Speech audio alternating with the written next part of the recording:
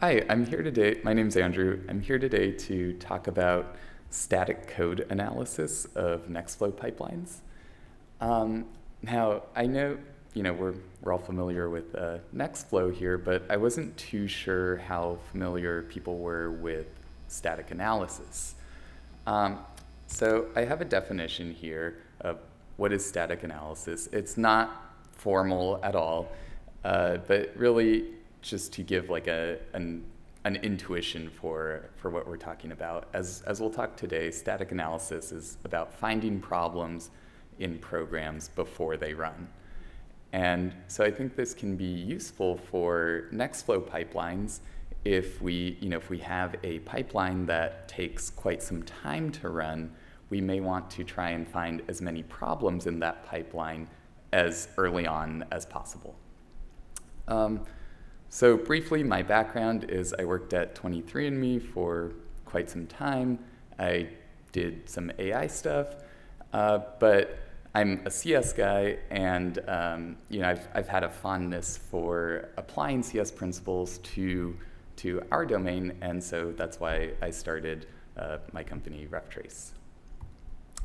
I just wanted to go over three kind of more concrete ways I think static analysis can help Nextflow pipelines.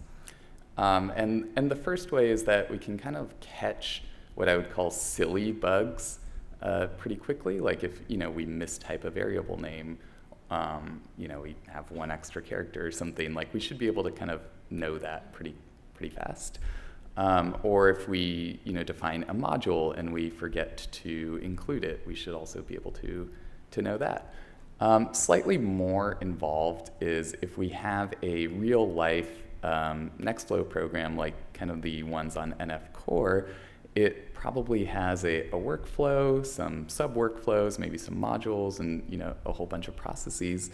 And we might want to examine that program kind of holistically and see, like, as we define like these different processes, how does data flow through that entire program? And if we have a process like deep in the program, like do the arguments all line up?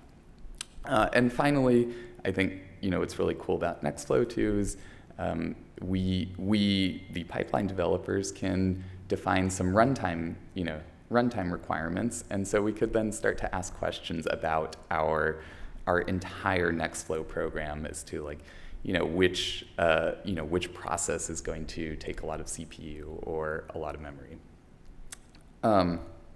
So I wanted to structure this talk as by giving two techniques first that I think somebody who's not using my tool, RefTrace, or any other kind of third-party tool can hopefully apply and hopefully find help find some value.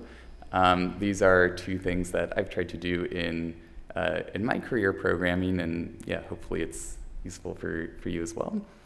And then at the end we'll go over RefTrace briefly.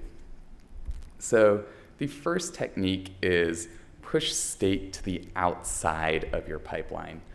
And what does that mean? We have, in our pipelines, it would be really nice if it was all just kind of like pure processing, but sometimes we have to do messy things like interact with the outside world. So in this technique, and here's kind of a wall of code, I advocate for, if we can, let's separate our logic into like the parts that are purely logic and then the parts that like do messy things like talk to the file system. So on the left we have a function here, process file, and I have two arrows, a red arrow and an orange arrow. And the red arrow is where we create a new file, and this function just goes through the file and prints each line number with the contents of the line. And the orange arrow is another piece of state, or rather something that can change, that we're just incrementing each time. And so on the right, we've refactored this code into into a helper function and our main function there. So in read file lines, we've encapsulated that piece of state. So if we wanted to test this code, this is Groovy, by the way. If we wanted to test this code, the process lines on the right-hand side, I think, would be easier to test than the process file on the left, because we could directly give it a list of strings and kind of mock that out. We could go one step further here and further refactor our code. And our process line function here is purely a function of its inputs. I've surrounded it with a green box. Right now, it just returns a string using the string interpolation of the line number and the contents. But we could imagine this being much more involved. Maybe we're doing some really heavy-duty number crunching here.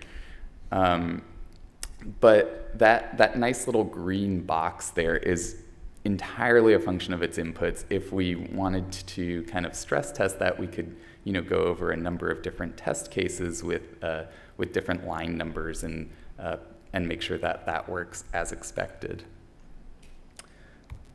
The second technique is use the least amount of power necessary.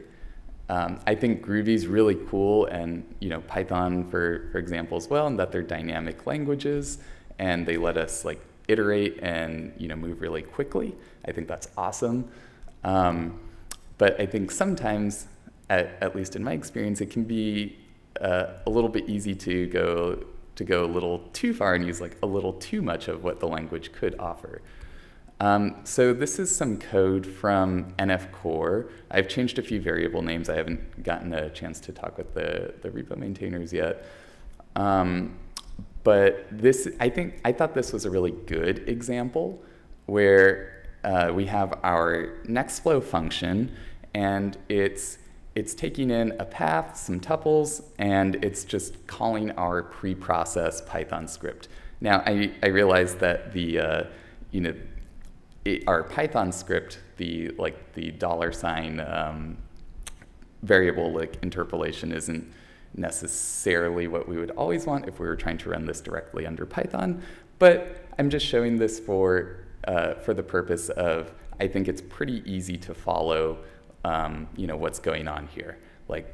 Score file, okay, I can see that's a path, that gets sent right to my Python script. I've created on the bottom here a kind of hypothetical example. This is not in NF Core on the bottom, but where we could imagine saying, oh, wow, we're passing a bunch of parameters to our Python script. Maybe we need to do something a little fancier or a little more involved.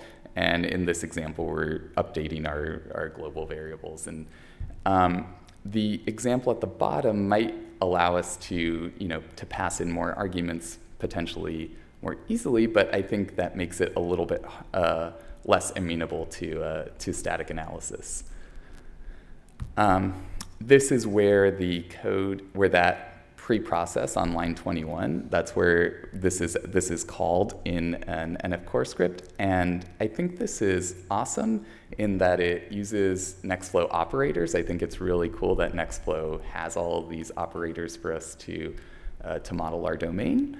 But it just sort of kind of made me question a little bit, maybe there's some way we could separate out some of this input and provide multiple arguments to our pre-process function.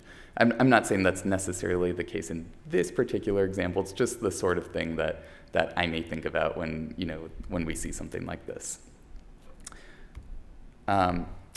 So the tool that I'm working on is called RefTrace, and it's a tool for static analysis of Nextflow pipelines. It has a website. If you go to this website, that demo on the left is interactive. You can play around with it, does that show up? Yeah, it does. So you can kind of see on the right, here are some errors with this kind of toy example Nextflow script. This is really focused on kind of more Groovy style errors, instead of emojis.length, we should use emojis.size. But in in reality, RefTrace is a command line tool. Right now it is a fat jar file, and it's the output on the top. That's real output from the tool. Sorry, the red text might be a little bit tricky to see, but it says processing riboseq, errors encountered, error in riboseq, main.nf, arity mismatch for method call, samtools sort in this particular workflow. If you're unfamiliar with the term, arity is just a fancy way of saying number of arguments. But on the bottom here, it shows the relevant process definition, and this particular process was supposed to take in a BAM and a reference FASTA file.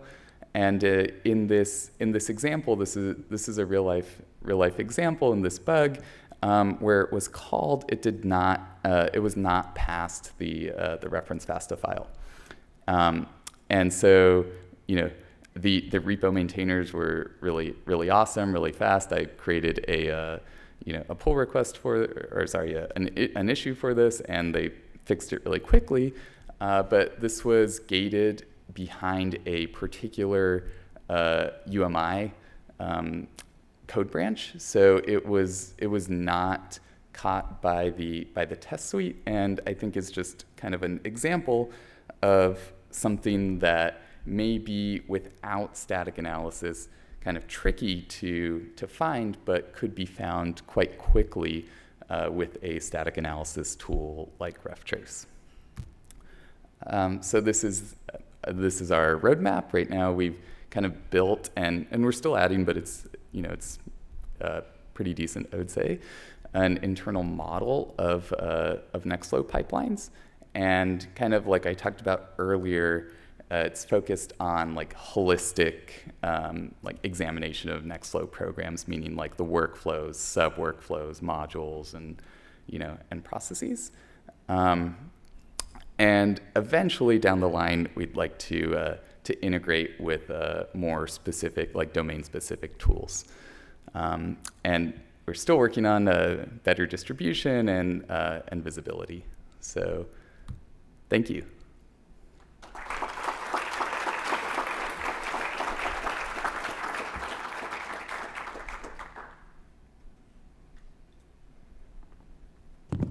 Thank you, Andrew. So we have a question. So is this all based on inspecting the Groovy abstract syntax tree, the AST? I'm sorry, I didn't. Is this all based on inspecting the Groovy AST, the abstract syntax tree? Yes, yeah, it's not. It's based on the AST. It's really not using strings or anything, or regex or anything like that. So yes, it's based on the Groovy AST, but also has knowledge like layered on top of that of the Nextflow DSL semantics. Thank you. Is it an open source project? It's not right now. That said, I think like open source is awesome. I think NF Core is awesome, and I want to make this as available as possible. Thank you very much. Thank you.